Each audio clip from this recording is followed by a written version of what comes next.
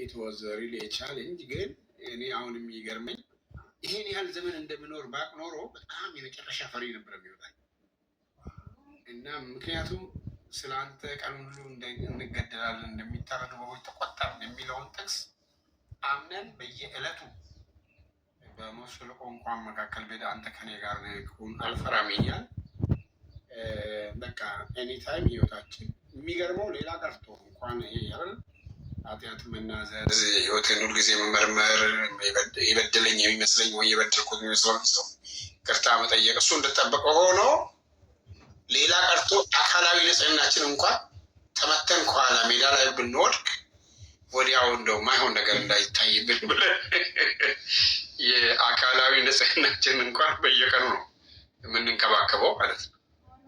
ግን ሰው ስለፈለገ ሰው አይሞትም፣ ለመኖር ስለፈለገም ሰው አይኖርም። የሰው እስትንፋስ በእግዚአብሔር እጅ ስለሆነ ነው እንግዲህ ብዙዎቻችን እዚህ የደረስነው። እግዚአብሔር ደግሞ ህዝቡን ያው አብዝቶ ባርኮ አንዳንድ ብዙዎቹ ብዙ ነገር የብዙ ነገር ሰዎች በየግላቸው እንደጸጋቸው ዛሬም ጌታንም ያከብራሉ፣ ቤተክርስቲያንም ያገለግላሉ። ስለዚህ የአሁኑ ቻሌንጅ ደግሞ ያው ቅድም ያልኩት ነው እንግዲህ የአሁኑ ቻሌንጅ አሁን ፊዚካሊ አንደበደብም፣ ግን ነፍሳችን አእምሯችንን የሚያውኩ የሚረብሹ ሁልጊዜ ያው ለእውነት መቆም መቼውንም ቢሆን ሁልጊዜ አስቸጋሪ ነው እና አብዛኛው ሰው የተቀበለው መቀበል በጣም ቀላል ነው። ግን ደግሞ እውነትን ይዞ መኖር ደግሞ እሱ ራሱ የቻለ ቻሌንጅ ነው። አሁን ፖስት ሞደርኒዝም ያው ሁሉ ነገር ከአንጻራዊነት ነው የሚታየው። እጅግ የከፉ የኃጢአት ልምምዶች ስላሉ አሁን ኃጢአት ደረጃ ይኖረዋል። ቅድም ሰውየው በኢየሱስ ምስል ቆይቶ እግዚአብሔር ይመስገን እንዳለው አይነት ከባድ ዘመን ነው። ግን ለዚህም ዘመን የሚበቃውን ጸጋ እግዚአብሔር ይሰጠናል። ጌታ ኢየሱስ ይባርክ። በጣም ድንቅ ነው እንዳልከው ነው። ይሄኛው ዘመን እንደሚመጣ ብናስብ ማንናገራቸው ብዙ ነገሮች አሉ። እንኳን በራሴ እድሜ የማስታውሰውን ነገር ሳየው ለሞት የሚሰጡ ነገሮች መካከል እንኳን ገብተን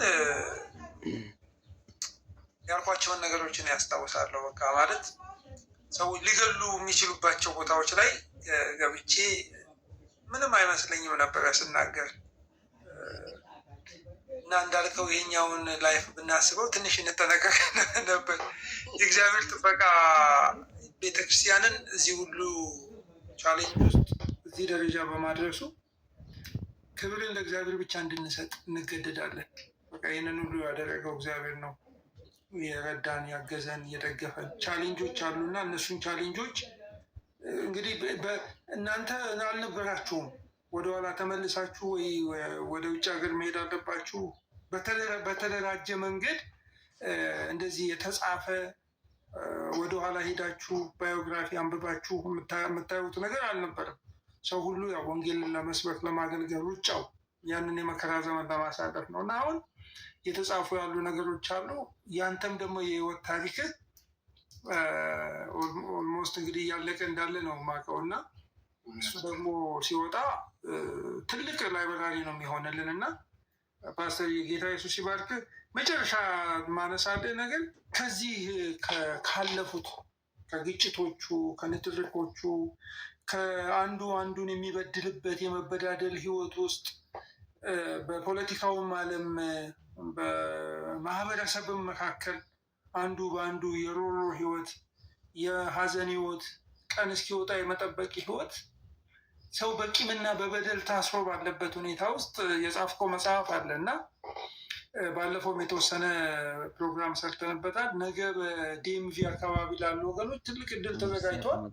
እስቲ ስለሱ ፕሮግራምም እንዲያው በቃ ጠቅለላ አድርገን ዲቴሉ መሄድ አያስፈልግም። ያው ዲኤምቪ ያሉ ሰዎች መጥተው ያንን ፕሮግራም እንዲካፈሉ ኢንቫይት ታደርጋቸዋል እና ግን